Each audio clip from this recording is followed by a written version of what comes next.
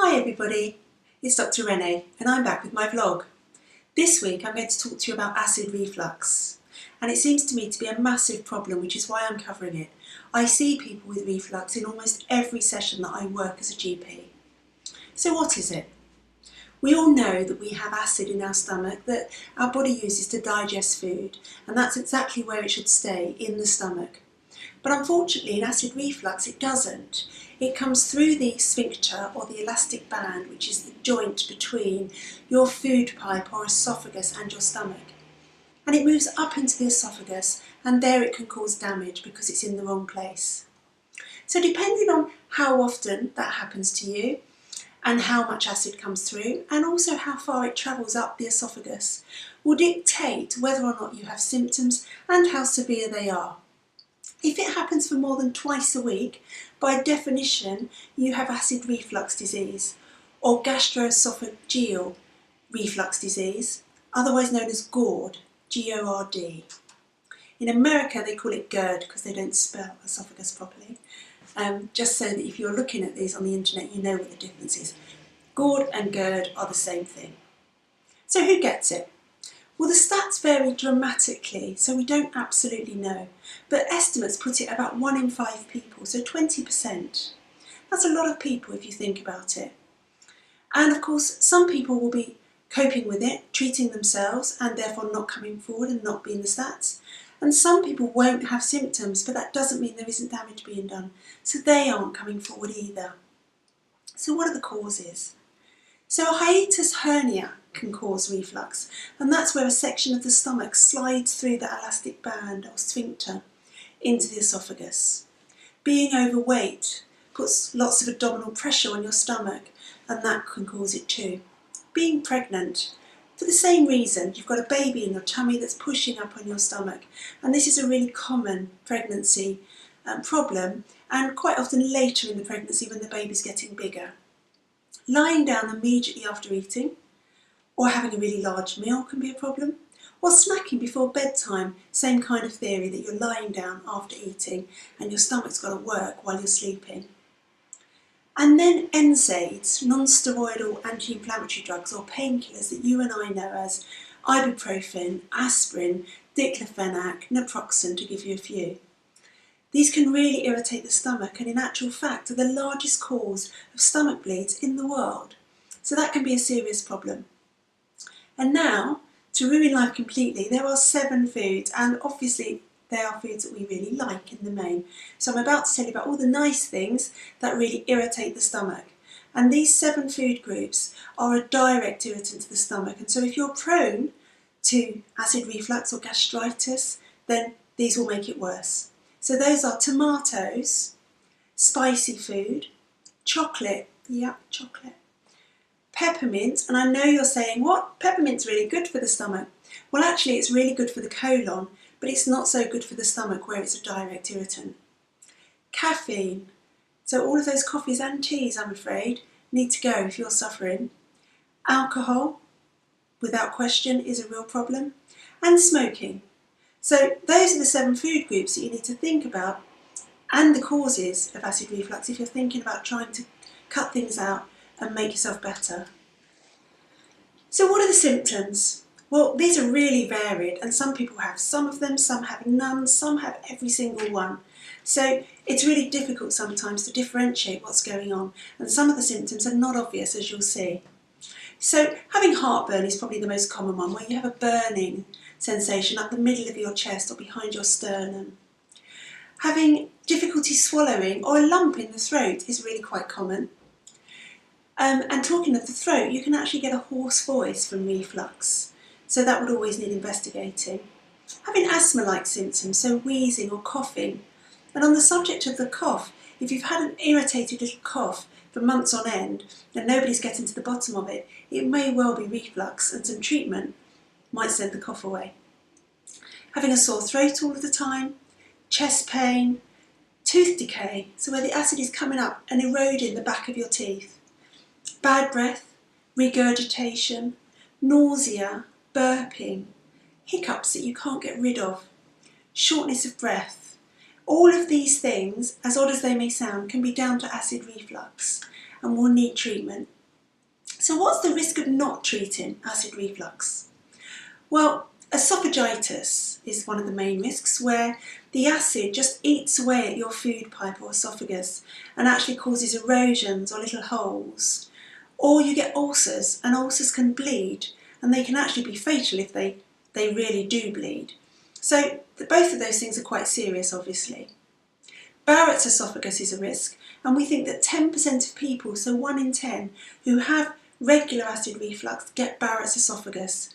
And this is when the cells at the bottom of the esophagus change into a different type of cell type. And that's a problem. It's a precancerous situation. So you can go on to get esophageal cancer if you've got Barrett's esophagus. So that's really serious. And then you can get strictures, which is where the esophagus actually gets webs of tissue connecting one side to the other. And then you won't be able to swallow food properly, and you'll feel that food is sticking. So strictures are also really serious. So I guess what I'm saying is it needs to be treated if you have it. So those symptoms I mentioned were really vast and could always be other things. So what else could it be if it's not acid reflux? Well, your GP or your doctor should always rule out any chest pain to make sure that it's not coming from your heart. That's really important. They need to make sure that any cough or shortness of breath or wheezing is not a respiratory problem like asthma or infection. And we also find hoarseness, so a husky voice, in some serious esophageal cancers. So those things have to be ruled out before we agree that it is reflux and treat it as such. So how do you diagnose acid reflux? Well, normally people will go to the chemist and they'll get an over-the-counter remedy like Renée's or Gaviscon, any of those. And if you do get symptoms, go and get those and it works, that does more or less confirm that you are treating acid reflux because the treatment is working. If it's not, or it's not controlling it completely, see your GP. Really important. Your GP will take a really detailed history, including a diet history. They'll weigh you, make sure you're not overweight. They'll have a feel of your tummy. They'll do some tests, some blood tests, a stool sample for Helicobacter pylori, and we'll talk about that later. They'll decide if they can treat you or whether you need a referral. And then they will treat you and they'll follow you up to see whether or not the treatment has worked. So the management of acid reflux initially is self-care, then it's trials of treatment via your GP, and if none of that's working, it's referral to a gastroenterologist for them to investigate further. So let's talk about self-care, because these are the things that you can do at home before seeing a doctor. So weight loss is really important. You need to have a BMI in between 18.5 and 25, and you can find BMI calculators online. You need to avoid those 7 trigger foods that I told you about as much as you like caffeine. It's a real irritant. Go to decaf, cut alcohol out for a while. You may be able to go back to them later, but you need to let your stomach and esophagus heal first. Have smaller meals, earlier meals, and don't have them within 3 to 4 hours of going to bed. Stop smoking and manage stress and depression, because we have found that stress and depression can also aggravate acid reflux disease. So what will your GP do after they've taken their thorough history and decided that this is probably reflux? Well, they'll talk to you about lifestyle and self-care that I've just talked about.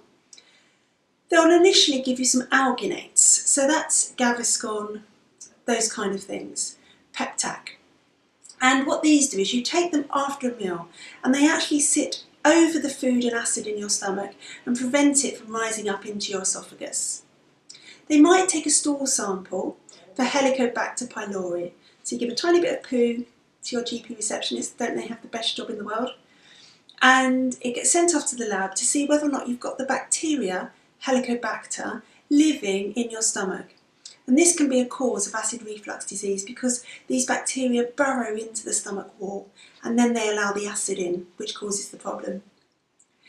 And what your GP may do, alongside testing for Helicobacter pylori, is to give you a trial for a month of a PPI.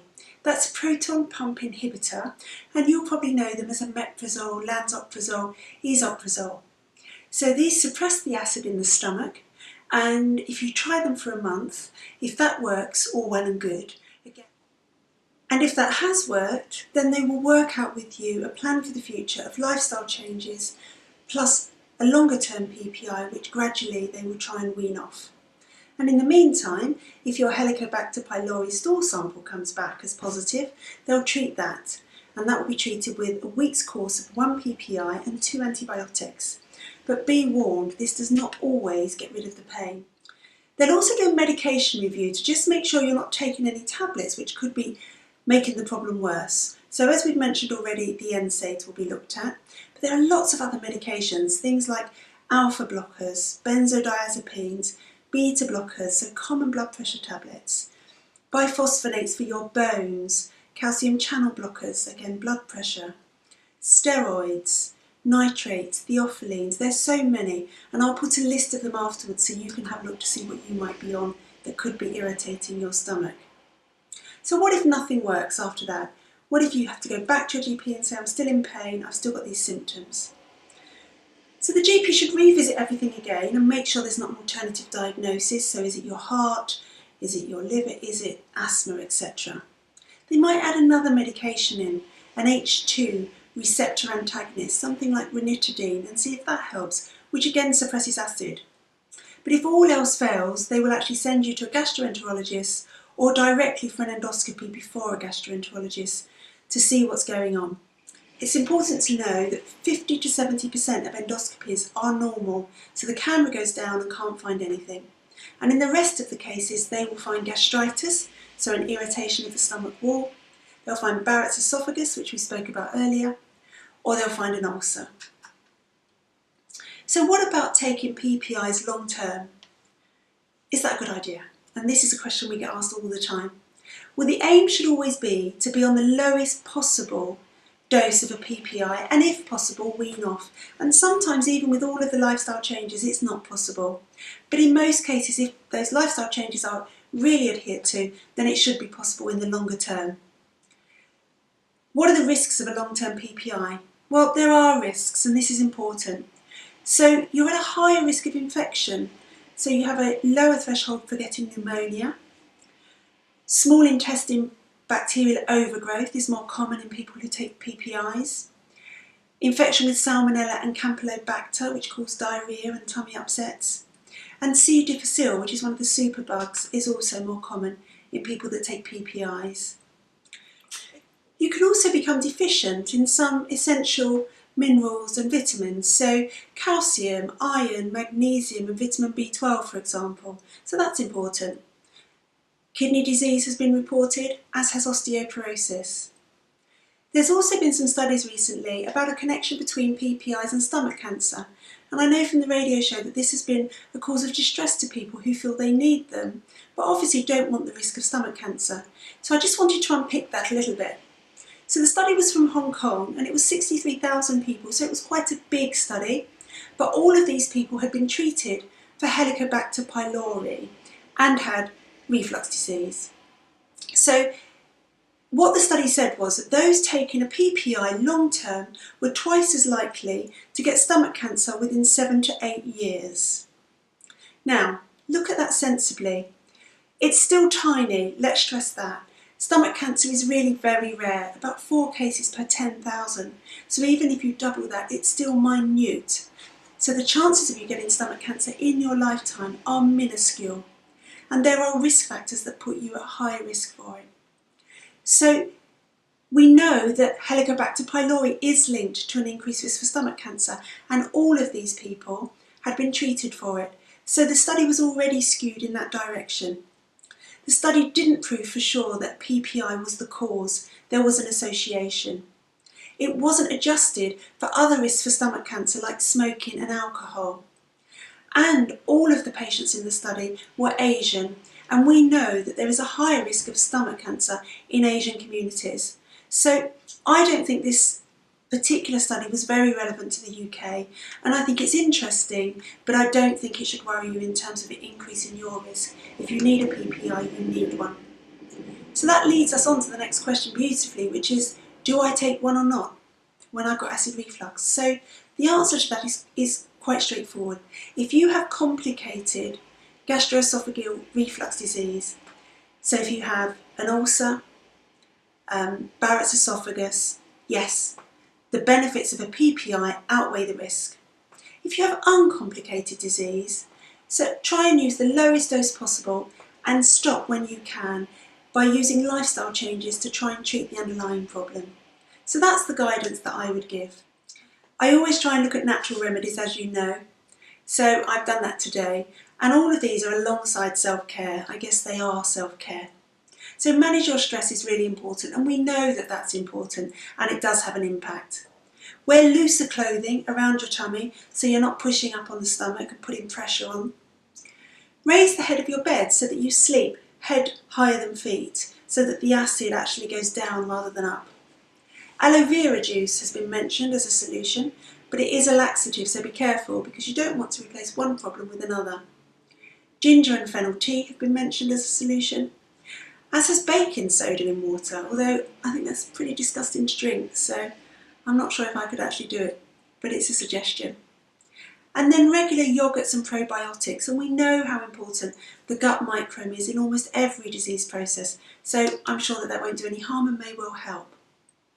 So in conclusion, these food triggers, these 7 foods, are really important, and I go over them with all of my patients. So just to reiterate, tomatoes, spicy food, peppermint, chocolate, smoking, alcohol and caffeine. Cut those out if you have a problem. You may not have to do it for a long time. You may have to do it for 3 to 6 months to let the stomach heal, and then you might be able to go back. You can replace the caffeine with decaffeinated, so that's fine. Don't think you have to get rid of coffee or tea, just go for decaffeinated. Lose weight if you can. Just a 5 to 10% weight loss may help the problem significantly. But these things don't work for everyone. Some people really suffer. So if they're not working for you, go and see your GP, get checked out, and there are treatments and tests that they can do and hopefully solve the problem. So that's my vlog today. I hope it's helped. I'll put the information that I said, including the 7 foods, in the comments afterwards. Please let me know what you think or ask me any questions, and please suggest any topics for the future. This one was suggested on the radio, that's why we've done it today, and I'm more than happy to go with what you need. Take care for now. Bye.